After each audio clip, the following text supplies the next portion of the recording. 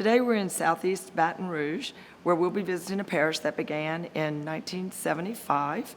The first Mass were held, the families of about 400, at the Elks Lodge, which is now part of Runnels School on Harrells Ferry Road. The rectory that they bought for the priests, this little green shack as they called it, was everything. It was the daily chapel. It was where all the meetings were held, everything concerning the parish. The developmental committee met so many times there in the kitchen that they called themselves the kitchen cabinet. We've come a long way since that day, and today we're going to explore the parish of St. Jean, Vianney.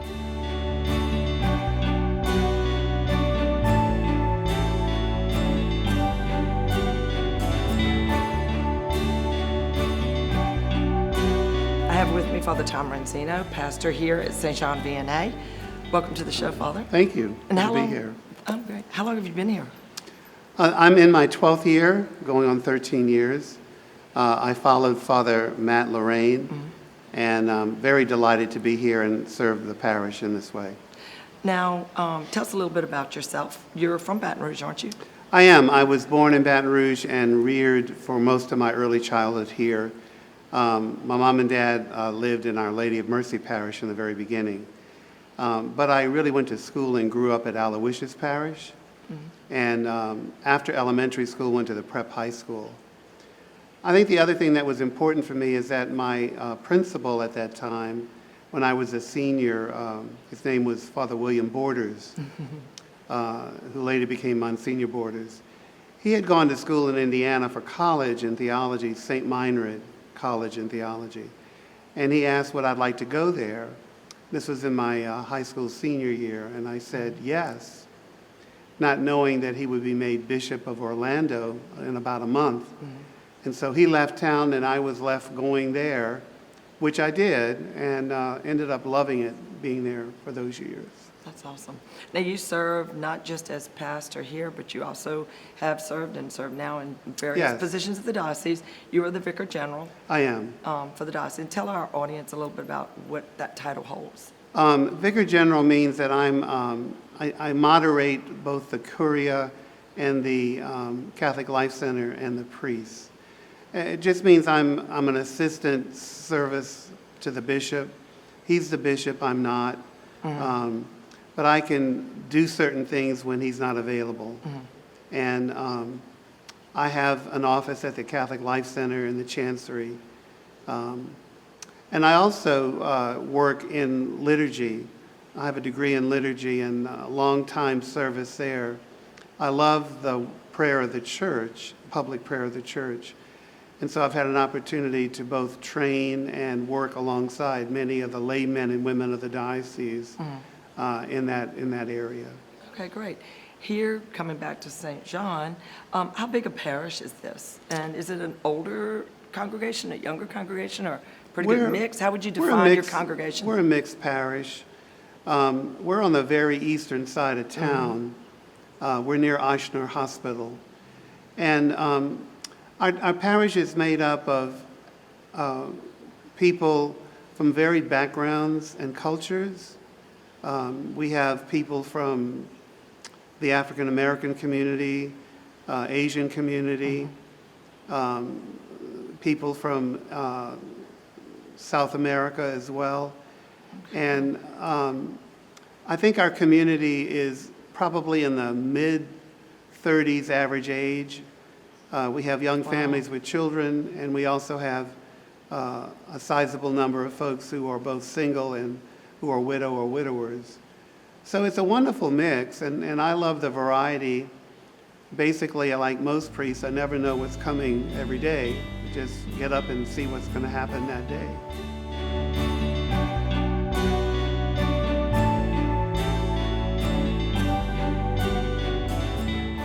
We were just talking about it being in really the southeast part of Baton Rouge, and driving up, it's very wooded and beautiful here. Tell us a little bit about the campus, which buildings are here, because I do know you do have a school as well. We do. Our campus was founded by Father Eugene Ingalls, and this happens to be our 44th year, actually, of founding. And Gene bought this property, and it was all wooded. And we've been blessed to be able to keep most of it wooded, which brings about a sense of comfort and I think security. People love to walk on the campus. Beautiful. I served at St. George, and we had those great oak trees. Here, we have not just oak trees, but trails and open spaces and lakes that makes the campus almost look like a park. We have about 20 acres. And on the campus, besides the church building and the parish office building, we have 2 schools. Oh, wow. We have a Catholic elementary school from pre-K through 8th grade. I love our elementary school. In fact, I love having a school. It brings great vitality to the parish. And I think we can serve the school with a spiritual formation that's unique. Our school is, the way I put it, we're large enough to prepare you for any high school. Our kids go to the high school of their choice every year. But we're small enough for the school to know your name. And I'm very proud of that. We also have on our campus a second school. It's called Learning and Growth. It deals with 2-year-olds, 3-year-olds, and 4-year-olds. And it's rather unique because we really try to accommodate parents and their time frames that they are needing to put their children in this kind of a school environment. We're not daycare as such. It's really a school, and they have classes, both classes to learn how to do certain skills, but also religious education as well. That's great. On our campus, we also have a hall named after Father Ingalls, and one of our newest buildings is our gymnasium. The gymnasium has been built twice. You might know we built it just before the 2016 flood. Okay. And when it flooded, our campus flooded in that part of the campus. And so our flooring had to be redone almost a month after it had been opened for the first time. Wow, that close. I didn't realize it was that close. I know how to do gyms. I've done them twice. Well, actually 3 times now. So is that the only part that floods? It just happens to sit in that Well, area? we've been having Because trouble. this area is prone, I It know, is, to flooding. yeah. We had trouble until recently, and I hope we solved our problems. good. What we had in terms of flooding was the gym flooded and the learning and growth buildings flooded. That was the area that got hit the hardest. We've done some good work in terms of redirecting water and piping and drainage. So I think we've broken that, and now we're going to be all right. Awesome. So the gym was the most recent construction? It Y'all was. have- In yeah. addition to the gym, we also built a new preschool building for the elementary school. So those are our 2 newest acquisitions on campus. We were talking about, when you mentioned Father Ingalls Hall, that was the church prior to this structure It was. having been built, right? Yeah. When you came here, this church was already here? This It church was was. built, I noticed the sign out front, in 1998 Yes. is when it was dedicated. It was dedicated, and Father Donald Blanchard was pastor at the time. The previous worship space, which was our parish hall now, had lots of big windows, and people loved the fact that they could see out and light would come in. And that helped inform this building that we're in. When the building was designed, people asked for windows, and we got them.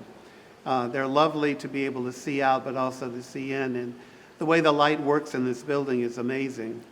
You never see the same color and intensity of light. One after the other, it changes as the day goes by. So I love this space. It works well for us. It's a quiet elegance, simple, and yet the people bring the color in when we have our services, and I think our parishioners love our space. I really do.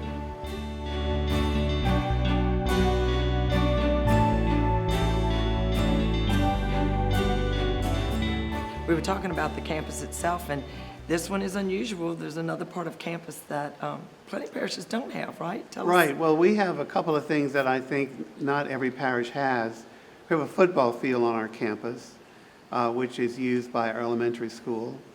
And it's the site of, during the fall, lots of people coming on campus for the games. The other thing that I find very unique here is, years ago, our parish partnered with one of the Episcopal churches in a plot of land down the street from us, and it was called Our Father's Garden. I've seen that sign. And it was a combined effort where parishioners and their parishioners grew vegetables and fruits, and we gave it away to the needy. Well, that closed, and then about 6 years ago when it closed, we moved it to our campus. And so now we have a full, big garden. It has vegetables, fruits, and parishioners tend it all during the year. It's amazing. So we That's have awesome. winter and spring and summer gardens. Crops. Mhm. And we do a lot of helping the needy. I'm very proud of that. We have a very good system for that. So we can often include fresh fruit, fresh vegetables when we give food away. So I love doing that. And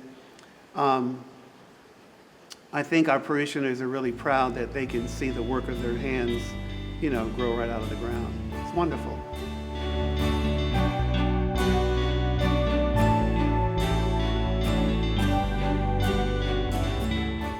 Hearing about the garden is really such an unusual ministry for our Mm-hmm. parish. Tell us a little bit about some of the other ministries that are here at St. Jean Vianney. We have approximately 80 or so ministry opportunities for parishioners. We have a very large, obviously, educational ministry dealing with not only the elementary school and learning and growth, but religious ed as well and sacramental preparation. And that would be like many parishes. We do all of our sacramental prep in-house. Mm-hmm. And what I also liked about when I came here is there was a large contingent of parishioners who were part of small faith communities. Mm-hmm. And that's continued over the years. We have a fall and a spring sign-up. And many of our parishioners take part in sharing on the Gospels for the coming Sunday during the seasons that the small faith communities are operating. We recently did another ministry which involved house blessings. Mm-hmm. And I love doing that. And going to people's houses, and they could invite their neighbors to come. Right. And it became like a little house party. But at the same time, I had an opportunity to talk with people that maybe had not been churched. And at least they had a friendly face to put with the name of a church. So I loved doing, and I still do house blessings as well. I remember when you first came, because CJ and I, my family were parishioners here. Right. And you came to ours, and we were about 3 couples, I believe. Yeah. A bunch of kids running around that night. I remember well. Yeah. So, yeah, that was an awesome experience. So it works well for evangelization and also just to put the church back in the home, which I think is important. Mm-hmm. We have a very active formation for those who are unbaptized and are baptized in another faith, or who are baptized Catholic but never receive Eucharist. And it's ongoing, it's all year, so we don't stop. We wait for people every Wednesday night. Those who show up, we move forward and work with them. Mm-hmm. And so by doing it that way, all year long, we don't turn people away from when they're ready. Yeah, that's different too. That's awesome. Yeah. Now I know, do y'all still have Life Team? We do. Because this parish was one of the first in the diocese to start the Life Team program, because I was on that committee to help that get going. And there is no other Sunday evening mass that's more vibrant, or that used to be where we used to come. Oh, yeah. Than the Life Team group that has been here over time, and I'm sure it's evolved. But it's a fabulous. They are really good. Mass and a really good program. We tell you. I came from St. George, and so I didn't have the experience of seeing what they call the Life Team Band or Refuge. They are really very fine musicians. Mm-hmm. And what I really appreciate a lot is that it's not a concert. They include the assembly and singing, and people sing their hearts out. They do. We have 2 youth directors that work with our young folks, both on the elementary and the high school level. And so Sunday nights at 5:30, the kids are here either for religious ed that follows, or for youth ministry that would follow. And the place really kind of rocks out. It does. It does. It does, which is, I love that experience. Yes. I really do.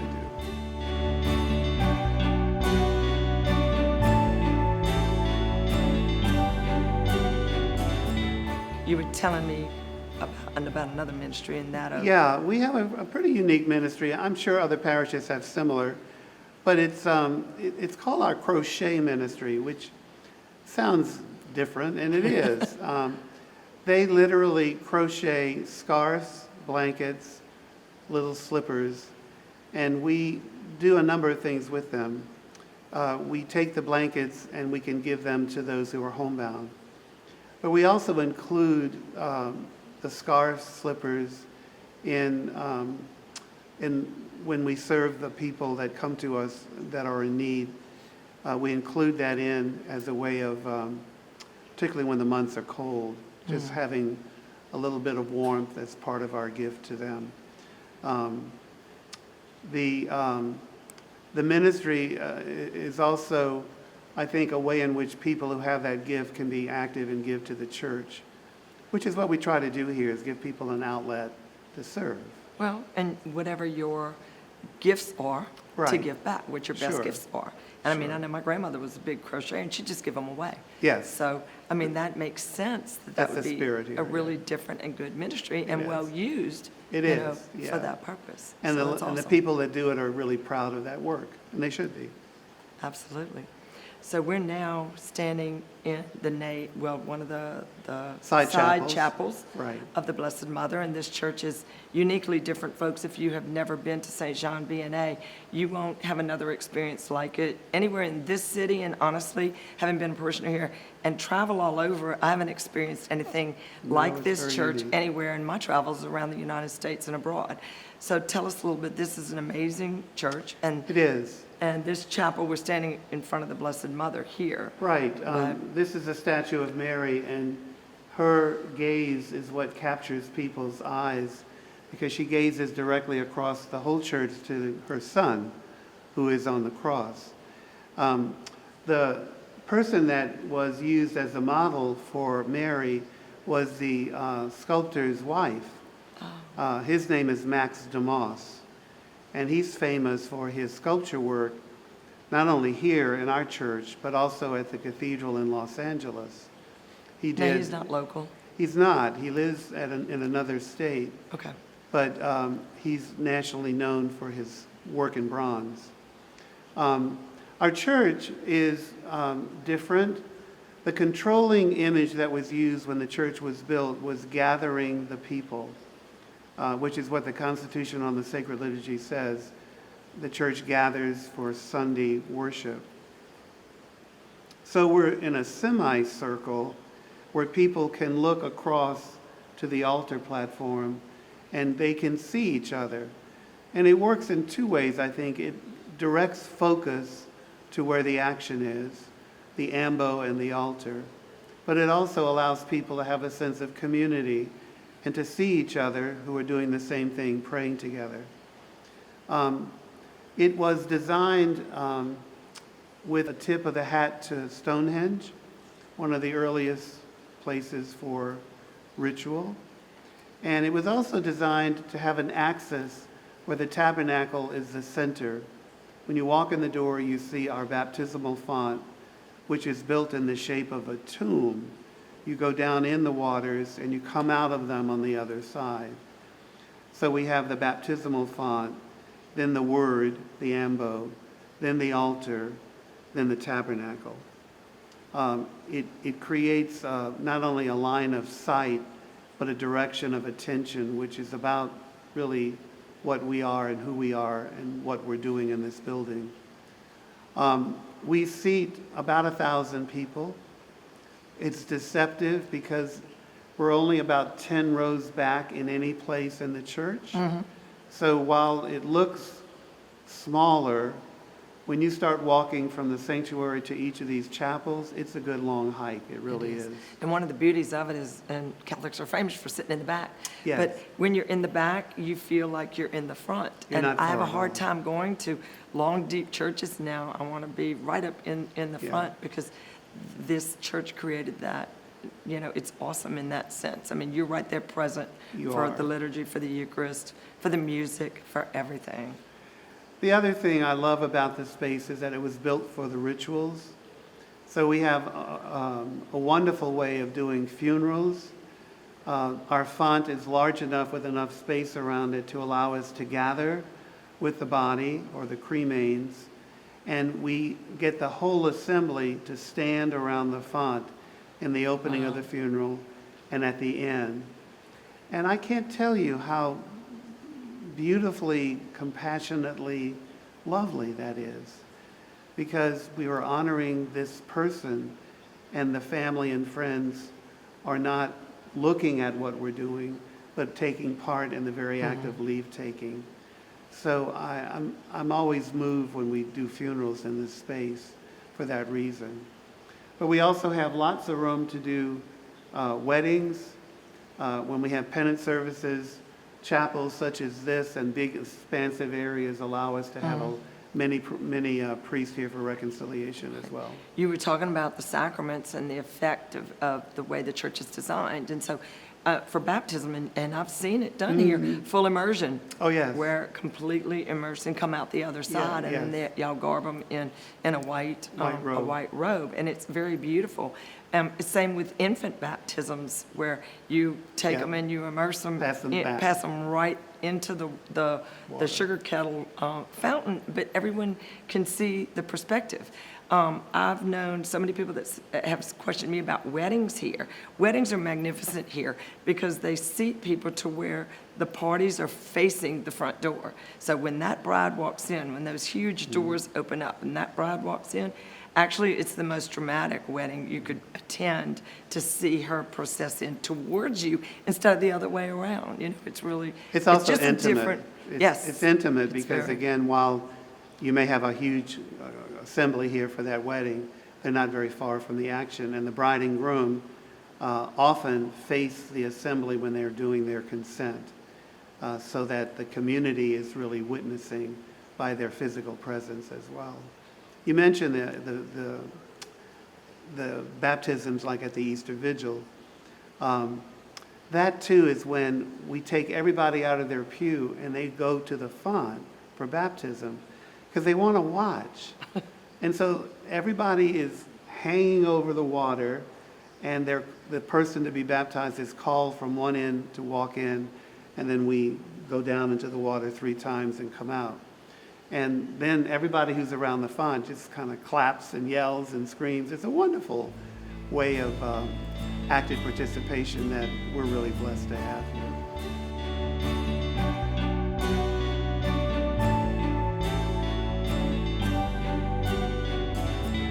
Father, when you mentioned Stonehenge earlier, you're referring to the columns that are in here, I was. correct? Explain to our viewers, Well, if you look how they are. at that site in England, it's a series of columns and stones. And if you look at our church, obviously we have columns and stones. And it was one of the images, because it comes back to one of the earliest ritual places in the world. The other part of this church that was affected by other designs is the Pantheon in Rome, which is a church that has a large eye that's open in the center of the building. And we have such a large eye as well. The third building that was a predecessor of this building was the first church that was built after the Second World War in France. The roof looks like a billowing sail, but the bottom that holds the roof is concrete and glass. And it's much smaller than here, but I know the architect and Father Blanchard went to see that church when they were trying to figure out the design of how do we create a space that gathers and does it with the design as well as with the people itself. Our church has been blessed, as I mentioned, about the sculpture work. Mr. DeMoss did our double doors, which they each weigh about 1,000 pounds. And on the front of those doors, parishioners rolled into wax items that they wanted to have memorialized. Right. And those are very precious to us.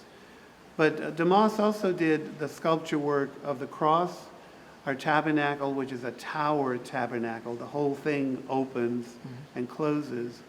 And our ways of the cross. We have people that come to church here during the day just to walk the way of the cross. Our way of the cross are sculpture pieces, and they look literally alive. Right. They are away from the wall, and they're like an art piece. They really are art. And they're gorgeous in their design. And so you start on one end on this long ambulatory that we have around the whole building. And we start on one end, and we get to the cross, the crucifix, and that's one of the stations itself. And then the last station is the placing of Jesus in the tomb. One of my memorable moments in this church was when we were celebrating the Year of the Priest. And Bishop Munch and all the priests came here for an evening prayer. And we walked the whole ambulatory during the opening hymn. Wow. It was lovely. And that's what we do on Palm Sunday as well. All of our parishioners get their palms, and we walk inside the building in the ambulatory. It makes a great impression, but it's also a beautiful act, too. And one of the things about those Stations of the Cross is that they're not way up high. Oh, no. You really need to experience them, because even in TV, it's hard to visualize just how close they are, but they're right in front of you. Right and you there. can look at them from every angle, and it evokes an emotion that I don't get with other, the way of the cross anywhere else. And because of that. it's humanized, because you see all kinds of figures from Jesus and the women who are wailing, but also things like dogs Yep. and cows And somebody and in a little window kids or on and somebody in a steps. window or a step. So it's like you're looking at a little city It is a as scene. you make for each It's scene. a full scene that you're seeing It in is. all on It's all wonderful, perspectives. really beautiful. The glass here, I mean, there's nature. This church has won many awards. It has. At least 3 or 4 that I know of, Yes, when it ma'am. was built, for its design and for a lot of the use of concrete and stuff like that. But is there anything in particular, it strikes me just, all the openness, the nature of it all, but I the keep design. going back to the glass and the light. During the day, the light shifts and changes, and it shows itself not only on the floor, but on the walls and the ceiling. So there are images that remind you of the Holy Spirit and God's creation, because you see the sun moving across the arc of the whole interior of the building, from one end of the building to the next. And I often think of that part of the Eucharistic prayer. You've gathered a people to yourself so that from the rising of the sun to its setting, a perfect offering can be made. Here is where the perfect offering can be made. folks, I can't end this any other way. We're just about out of time. So, Father, thank you. Thank you. For being my Pleasure to guest be here. today. Thanks for coming. And join us again for another episode of Roots of Faith.